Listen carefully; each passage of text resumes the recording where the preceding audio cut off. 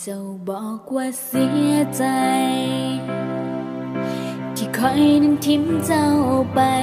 ขาดคอยไปแล้วจะอยู่อย่างใดฟังน่าสงสารเหลือเกินอยากให้เฮาคืนดีกลับไปเป็นเหมือนเดิมอีกครั้ง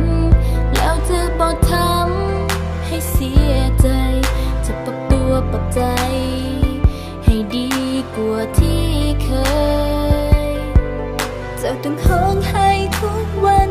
เมื่อคิดทั้งคืนวันของเขาอยากบอกให้รู้ว่ามันบ่มีความหมาย no no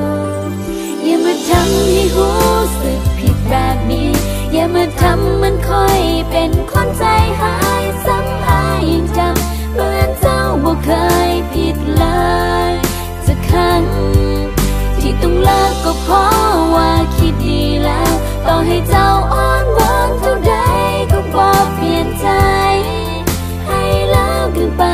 ยังมากวนใจเจ้ามันบ่มีค่าพอก็เป็นเพราะเจ้าเองที่บ่เป็นคนหาที่ดีมีคำว่าหาให้คอยเท่านี้แต่บ่เคยให้ความสำคัญถึงเขาจะหาเท่าใดแต่ก็คงบ่ทนต่อไปอยากให้เจ้ารู้เอาไว้ว่าคอยมันเจ็บแล้วจำ no no no no no no no อย่ามาทำให้รู้สึกผิดแบบนี้อย่ามาทำมันค่อยเป็นคนใจหายซ้ำหายยังจำเหมือนเจ้าบ่เคยผิดเลยสักครั้งที่ต้องเลิกก็เพราะว่าคิดดีแล้วต่อให้เจ้าอ้อนวอนเท่าใดก็บ่เปลี่ยนใจให้แล้วกันไปยังมากวนใจ